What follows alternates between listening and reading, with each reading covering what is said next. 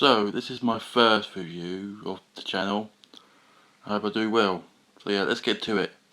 Let's start with the main plot. So the overall story is that Batman is secretly lonely and desires to have a family of his own. But he hides by being a man-child with a huge ego but only caring about himself only. This even comes into play in the beginning where he's fighting his whole Rose Gallery. So he's got villains like Condiment Man, which are completely useless, where Joker asked if he was his true enemy and Batman said he wasn't, hiding his true feelings while playing it off as Superman is while representing Batman vs Superman. So obviously he's got loads of jokes about that in it, as wasn't a very good movie. And yeah, so Joker gets away while being upset with what Batman said. Later he plans to get to be Batman's friend by learning about the Phantom Zone on the news. So later, Batman goes to Jim Gordon's retirement party where he unknowingly adopts Dick Grayson while he's falling for Barbara Gordon. For some reason, they really love to play on that story where Batman and Barbara love each other, you know, wink wink, laugh at killing joke. So yeah. So apparently Barbara's replacing Jim, and I don't know why Jim Gordon would have a retirement party, but it's happening.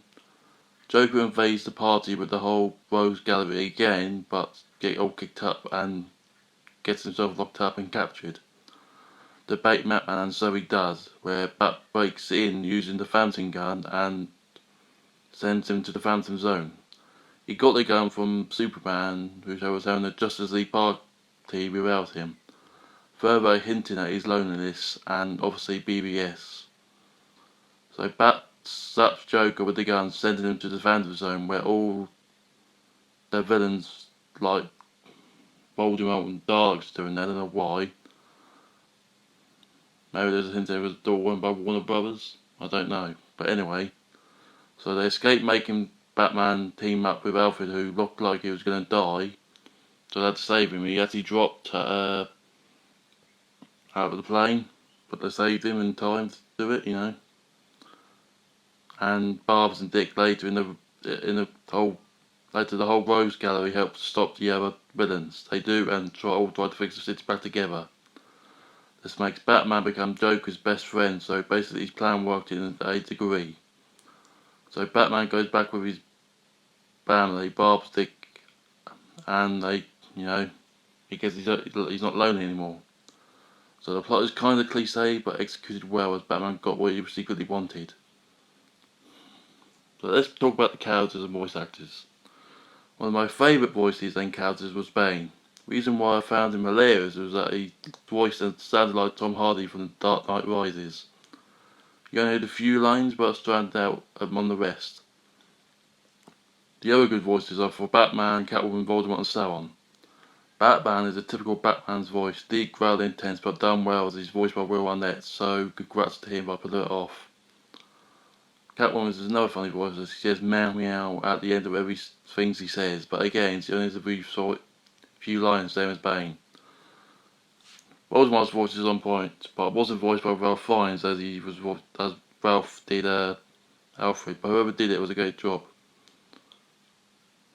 It's funny as hell. Now, Sauron is another story. He didn't even need the voice, it was only the eye, but gave him one that was funny. He did also die a grim way, so I think there was loads of death in the film, somehow.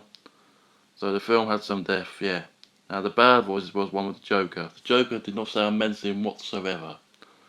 Yeah, the menacing look, but I did not go with his voice. So Zach Galifianakis, whatever his name is, who voiced him, was a bit terrible, so they gave it to Mark Hamill, but it was probably because of The Last Jedi, so they had to get in for it.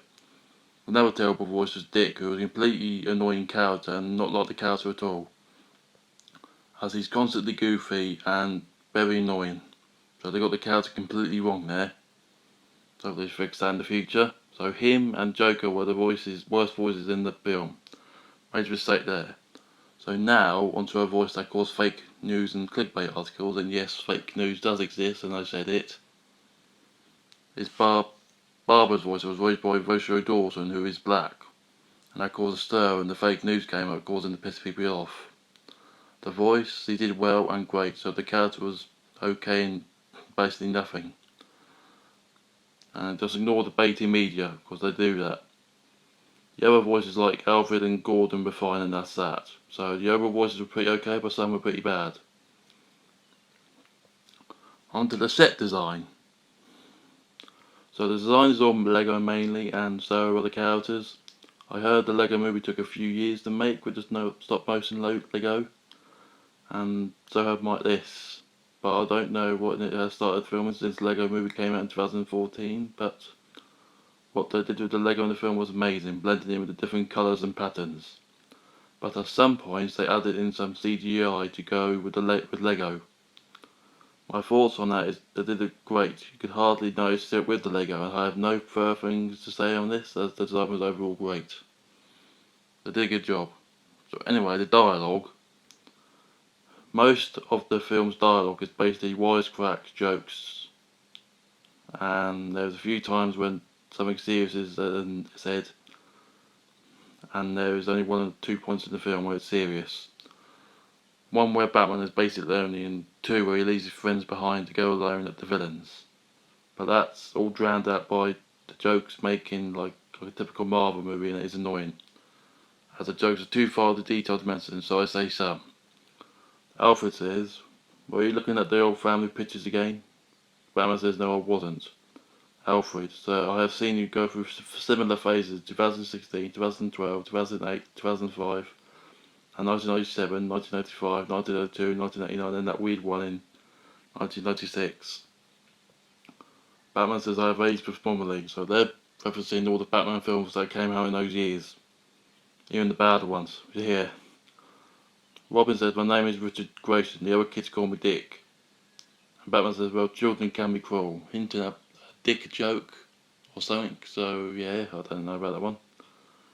Computer says, "What's the password?" And Batman says, "Iron Man sucks," hinting at a possible jab at Marvel there. So yeah. Some of these jokes are bad, but some are funny. So yeah, hopefully there was less jokes in the next Batman film, because we need more serious tone, when we know it's just for kids. So on to the side plots storylines. The side stories I think I already mentioned. Batman had a thing for Batgirl, Joker and Bat's friends, the Phantom Zone and Dick Grayson. These all lead to the main plot at some point, so they don't stay side stories for long, but they're okay to move the plot forward more. So let's continue on to the ups and downs. The ups is the stuff I basically said, like Bane's voice, Batman, Catwoman's standard set design, and some of the jokes. The downs is Joker's voice, Robin's voice, most of the dialogue, and end of the plot. The plot is cliche, Joker's voice is terribly bad, and yeah. And should you see it? Yeah, you should. It's a family affair, so everyone would enjoy it, enjoy the movie, even if you're not a fan of Batman or DC. So take the kids and experience a blocky Dark Knight. Don't take that bad reference badly. So overall is a good movie. There are some bad things with it, and hopefully the sequel will get better if there is a sequel, because I don't know what we do with storyline with Batman, or we can do another storyline. And my rating for it is 7 out of 10. It's an overall good movie. So yeah, I know I rushed a bit with this review and stopped talking a bits and stuff, so the next review might be John Wick and Split or Logan. And also, so I hope you enjoyed this review, and you can either message me or something like that and tell me what movie you want me to review next. So yeah, like and subscribe, and see you later. Toodles!